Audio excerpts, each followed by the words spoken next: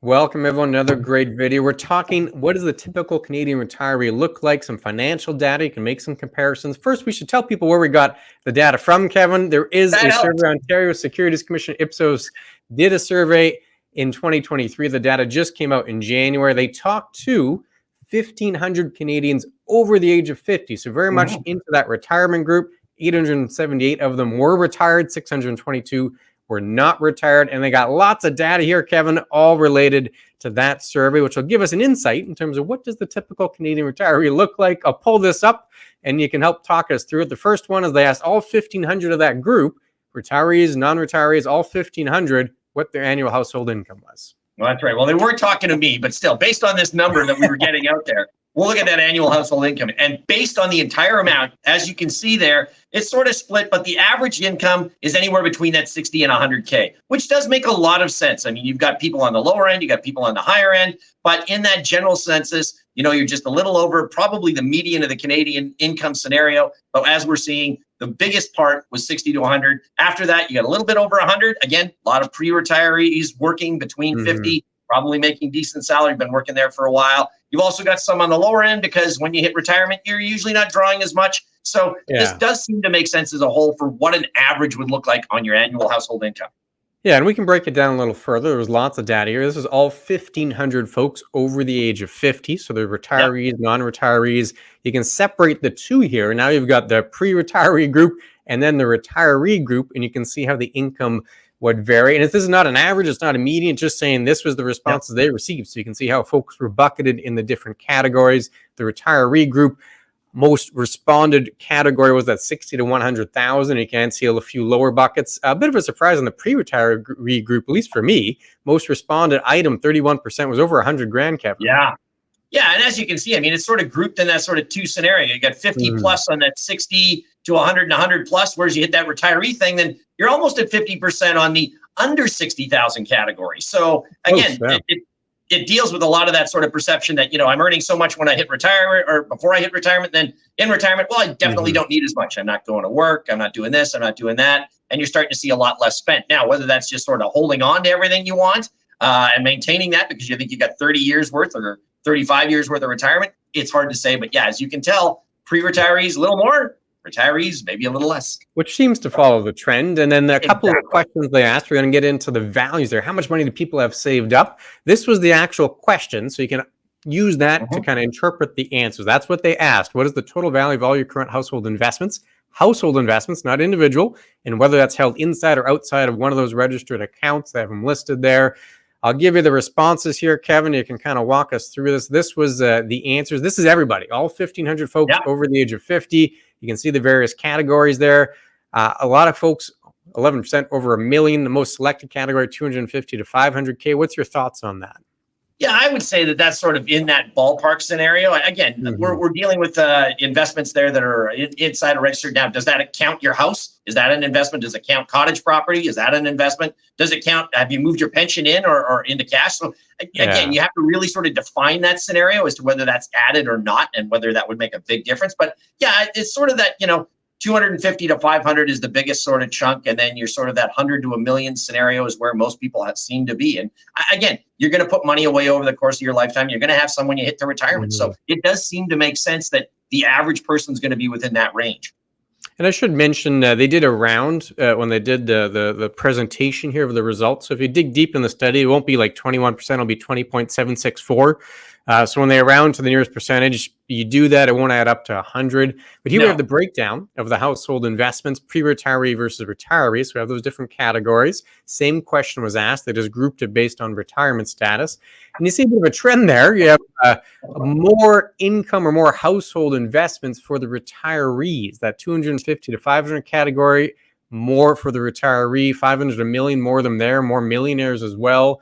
And the most selected option here for the retirees was that 250 to 500,000 of savings. Is that a surprise for you? Well, it is a little bit, but not reality. I mean, you're putting the money away for retirement. And then again, let's remember, by the time you're hitting that retirement, there's actually another income source coming in that you don't have to live off of, and that's government income. So again, that could be a big factor, the fact that you're drawing government income now, so you can hold on to your investments a little longer in that retirement phase. So that could easily continue to grow because you maybe not be drawing on it. Whereas pre-retirement, you may be spending a lot more money just living the lifestyle that you have. So there are reasons for why this may happen. But yeah, I mean, it's a little bit of a shock that it would be as high or as separated as it looks. But again, there are rationale reasons for why this may be happening. And one more quick slide here as we talk about the value of household investments. Again, household investments, this time grouped by income, looking at all 1,500 respondents here. So 1,500 Canadians over the age of 50. They didn't look at retired versus non-retired. There's just the whole group, and then categorized by income. So of the group that responded that was under 40,000 of income, well, you can see their values of household assets. And no surprise here, Kevin, those with higher income ended up with higher values of investments. Economics 101, right? It just seems to make logical sense. If you make more money, you have more chance to put more money away. So I think that just goes based on the according scenario that this does look completely right for what we want to be dealing with. Yeah, I mean, you'd expect that households that have more than 100,000 of household income, they probably have more millionaires in that group than those with lower income. That is very much the case. There's exceptions here, but by and large, the larger savings are accompanied by the larger household income. We're going through different categories here, looking at different data so you get an idea of the typical retiree. We deal with lots of retirees. So if you have questions on retirement, please do reach out. Kevin, you can tell where folks should go there, the website on the bottom.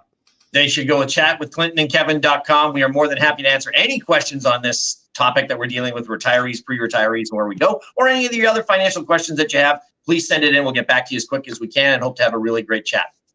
Absolutely. We'll continue here. They get lots of data to get an idea of the typical retiree. The next question that was asked, you can see sources of income in retirement. Where are people getting their money? That was the question that was posed. Of this source of income, which one do you rely on the most? They asked for the top three sources of income, and we'll pull this up so you can get an idea of what people picked. I don't think there's any surprises here. I mean, it's CPP, it's OAS, and it's their own savings. Is it pretty much the top three, depending on how they categorize it there?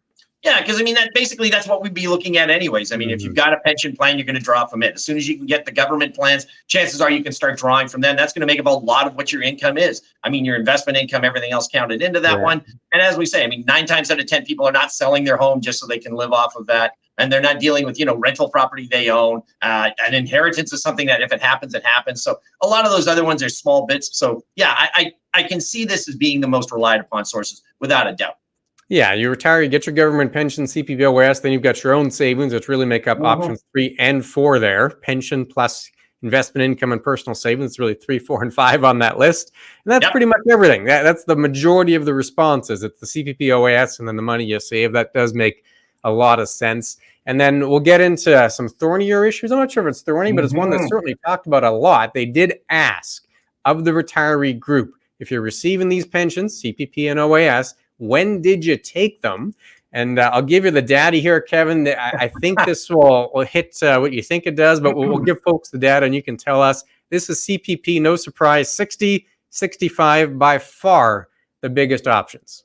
Yeah, and I mean, that just goes without saying, because how many times the questions come up to us is, when do I take my pension? Do I take it at 60 when I can, or do I wait till 65 when I normally should get it? That seems to be the general consensus for everybody. If I'm going to get it, I'm going to take it early. I'm going to take it the first chance I get. If not, then I'm going to wait till my regular retirement time frame, which is 65, and I'm going to take it then. So that definitely coincides with everything that's going on. I rarely see somebody come in and say, I'm going to take my CPP at 63. That sounds like the perfect age. It's either 60 or 65.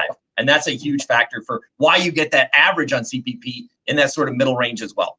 Yeah, the average there was 63, but you can see the bulk of folks are taking it at 60 or at 65. Very few actually deferred all the way until 70. So that average is really just a factor of people taking it at 60 and 65. So the average in between the two, not that many actually take it at 63, at least according to this data. And then the same question, the benefit question, this time with old age security.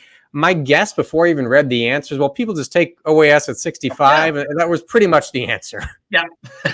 Yeah, it's rare that anybody else would be doing it any other time. There may be some special circumstances to get it actually before 65, and that would be the only way you can do it. And those that are waiting till after, well, maybe they've got too much income coming in from other sources and they just want to delay because they're going to get clawed back anyways. I might as well wait till I don't have to worry about that. Yeah, and the average for the OAS answer, well, lo and behold, it was 65. 80+% people picked 65 when they took it, so it makes sense that is the average. Driving to a key question, all this data with the typical Canadian retiree looks like so people can compare. Does any of that actually matter? No. Plain and simple, it just does not matter. Remember, every person's an individual. You are not the average person here and there. You always want to compare to that and see whether you're doing well, but it does not matter what this information is, because each person is an individual and each person should be able to deal with it on their own. And what's the big thing we have to do with that, Clint? Oh, we have to hit the motto. Of course, you need to have a plan. I think a lot of times folks are trying to answer the question, am I on track? So you look around us. What's the average look like? What's my neighbor doing? I get that, but that's not really going to answer any of the questions because your goals might be different than what the typical Canadian retiree is doing. So you need a plan specific to your goals. That is always the driving factor there. And that should be the comparison. Compared to your plan, we'll have a better way to tell you whether or not you're on track as opposed to comparing to averages or the typical retiree. If you like this video, another video you'll probably love is going to be floating on the screen right now. 4 questions you must answer before you retire. Click on that one. We'll see you again very soon. Take care.